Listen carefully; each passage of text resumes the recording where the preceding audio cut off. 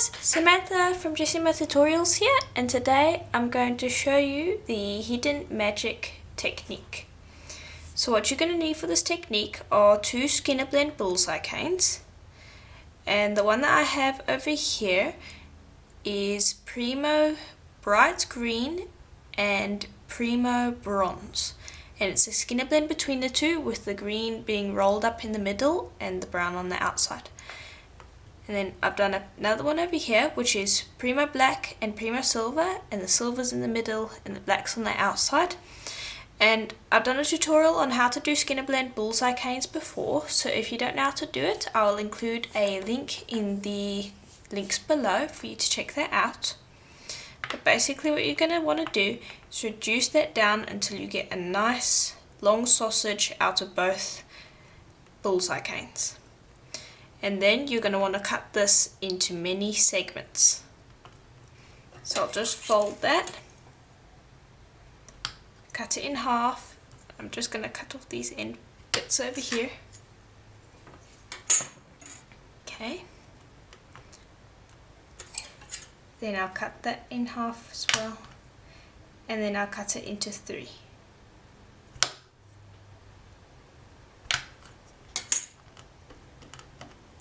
And I'll do the same for the other side.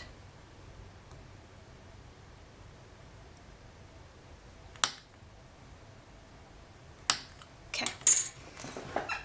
And I'll just cut off these off pieces.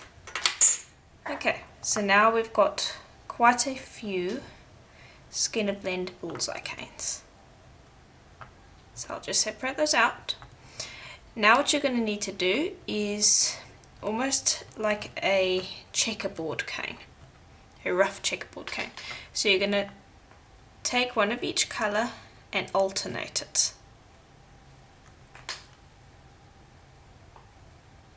Just like that. I'm going to put these aside because we're going to use these in another pot. And then, so that will be the first row. Then the second row will alternate as well, so that you have black on top of the brown and brown on top of the black, just like you would a checkerboard cane.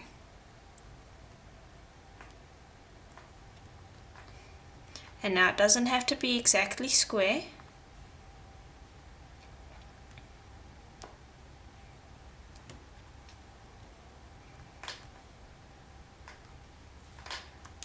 Want something looking like that, and it could be square, but you don't have to make it square.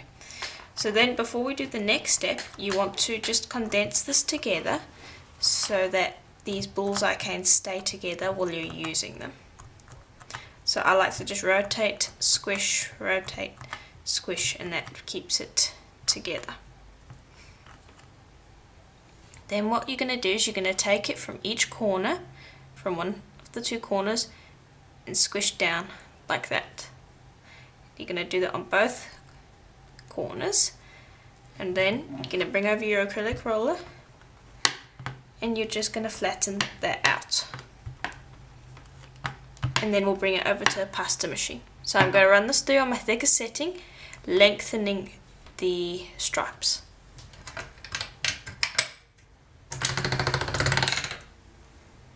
Like that. Then I'm going to take it down to my 6th setting.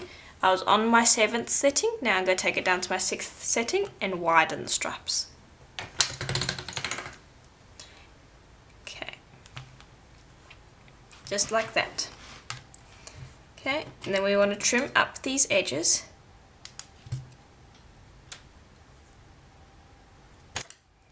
Just like that. And this is what we are going to use. Now, the stamps that I'm going to be using today are these. So I'm just showing you the picture. You have these scrapbooking stamps. So this is the one that I'm going to be using today instead of the traditional rubber ones like this. And these ones I just got off of eBay, and they're really cheap and they work really well, as I'll show you in just a second. So here's one of them. and with these ones I don't like putting water on the clay because these don't really stick to the clay, and if I put water on the clay I find that they don't give a very good imprint.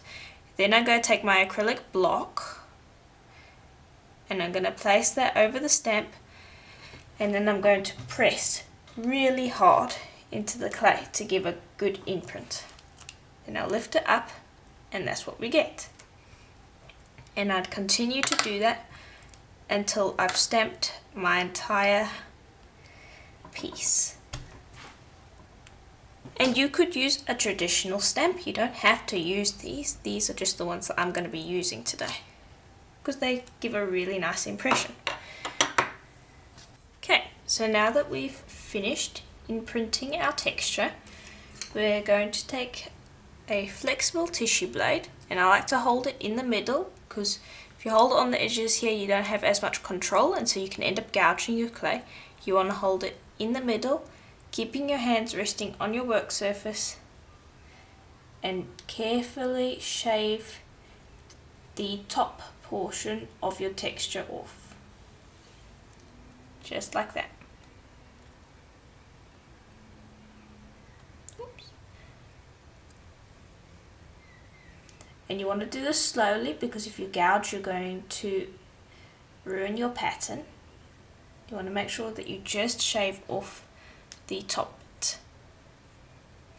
And also every now and then you want to just brush over the top because you don't want these bits getting stuck on your clay because then that could also ruin your pattern.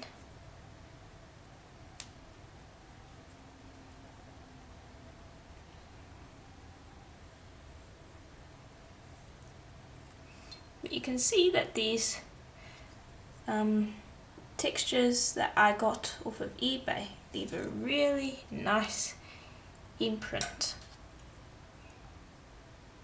And they really are wonderful to use and they're cheap and easy. I highly recommend checking them out and seeing if you like any of them, because they leave these really nice deep imprints that make Mokume Gane very easy with them. Okay, so we're just about done. You just want to shave off the raised areas, you don't want to go further than that. Just go over and make sure that you've got all the raised areas.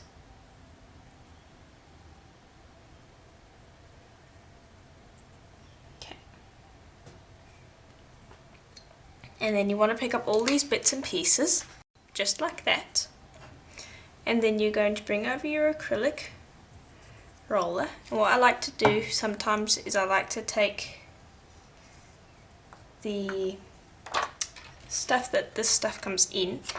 We have two pieces of plastic that they get packaged in, and I like to just take the top off and use that when I'm rolling over the top of the clay. And greaseproof paper works very well as well.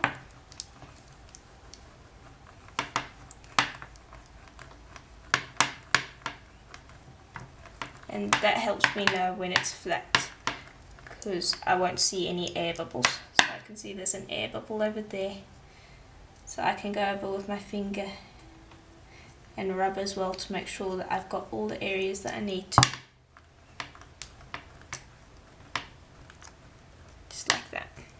Okay. And then I'll just lift that up like that. And that's flat.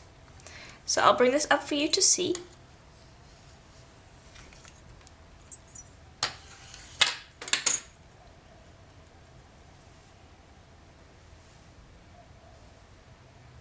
So it leaves a really nice pattern. So now I'm going to show you another variation with the other bullseye canes that we have. So I've done basically the exact same with those.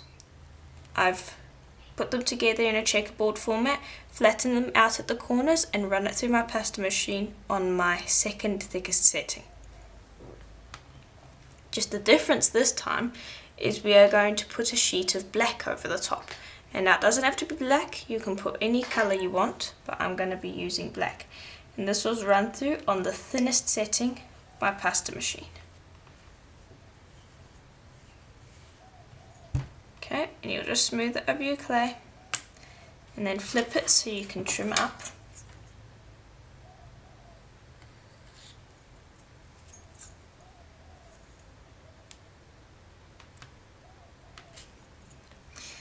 And you don't have to use black again. And also, I've got a few variations on this technique with different colours, so I'll bring those over at the end of the video for you to have a look at, as I'm sure you'll want to see what else you can do using this technique. I've got some beads and I've got some sheets that I haven't used, so I'll bring those over for you to see. Okay, now I'm going to run that through on my thickest setting of the pasta machine from this end to this end, so that I'm widening the stripes on the inside. Like that. Now I'm going to take it down to my 6th setting. I was on my 7th, now I'm on my 6th. And again, I've widened the stripes. And I'll take it down one more setting to my 5th setting, and again I'm widening it. So it looks like that on the opposite side, and it looks like that on the black. Okay, now it's important to make sure that you stamp on the solid colour side. You don't want to be stamping on that side, because you won't get your effect. Now I'm going to be bringing over some different stamps this time. I'm going to be using some of these ones, and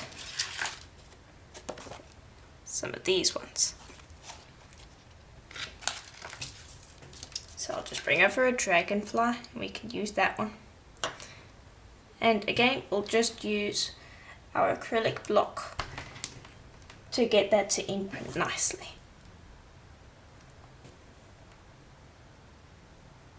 We'll gently lift it up. See, it doesn't really stick at all. Okay, so now that I've finished imprinting our texture, we can again bring over our tissue blade and shave off our texture. And this time you want to be very careful not to go too deep, because you just want the top areas. So what I say is to go shallow at first and go deeper later on if you need to. It's better to go shallow at first and then come back and go deeper if you need to.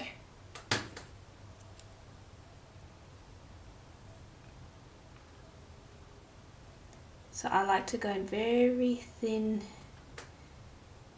shaves.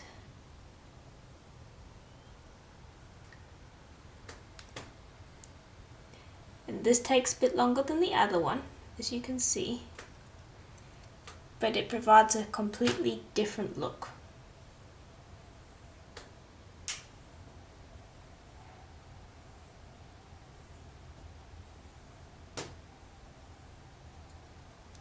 As you can see. So I'd spend probably 15 to 10 minutes making sure that I've got all of this properly shaved off. Okay, so now that I've spent a while shaving off all the bits, you can see that the pattern has come to fruition. And now I'm just going to bring over a piece of plastic again, just a piece of plastic sheet. You don't have to use a plastic sheet, you can use greaseproof paper as well. And I'll just flatten this out.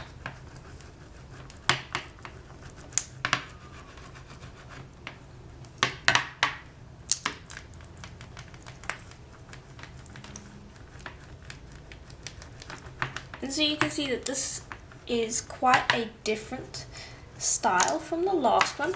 I'll bring the last one over in a second so that you can compare the two and see what they look like.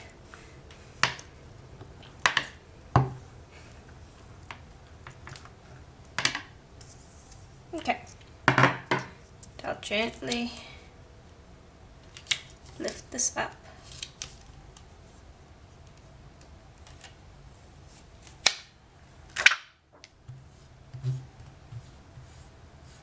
Okay.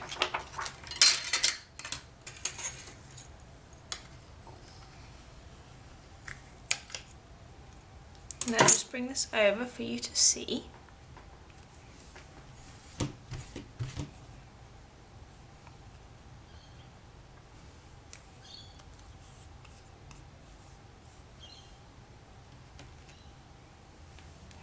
I'll bring over this one as well and bring them up so you can see a difference. So this one you can see the pattern a bit more than with this one. This one it's a little bit more abstract looking, though you can make out the leaf patterns. This one you actually get an outline around the pattern so you can see exactly what the pattern was. So those are just two different ways of doing the hidden magic technique. And I'll bring over another two that I've done using different colours. And these ones were done with a Skinner Blend Bullseye cane of bright green pearl in the middle and silver around the edge. So it was a Skinner Blend between the two, and then a Skinner Blend of pearl white and black with the white in the middle and the black on the outside. So that's what those ones looked like. I'll bring over another two. And these were done in completely different colours, as you can see. They're a little different from the last ones. They're not done using Skinner Blend Bulls. Well, they are done using Skinner Blend Bullseye canes, but they're put together in a different way. And here's some more. Last few. Here's one, and this was stamped using one of my own stamps that I've made from clay, leftover clay. And this one was also done with the Skinner Blend Bullseye cane technique. This is another one, and that's the same. It's the same as this one, except that it was done using Lisa Pavelka's Paisley stamp. And here's another one. And this one was done using Lisa Pavelka's foliage stamp. So you can see that there are many different variations to this technique depending on what colours you use and what stamps you use. So be sure to play around with it and see what you can come up with, because I'm sure that you'll be able to come up with many different types, as it's just a really versatile technique that I'm sure that you'll enjoy. And if you like this tutorial, please do check the links below, as there'll be links to my website jessamatutorials.com if you're watching this on YouTube. And if you are watching this on my website jessamatutorials.com, then please do check below, as there'll be links to recommended videos and the videos that I've suggested in this tutorial. And there'll also be a form down there where you can send in pictures of what you've done using this technique. And please do fill in the form, as I look forward to seeing what you've done with this technique. I always look forward to that. And if you're watching this on YouTube, I'll also provide links to the videos that I have suggested in this tutorial. And as always, I hope to see you in the next video. Bye for now.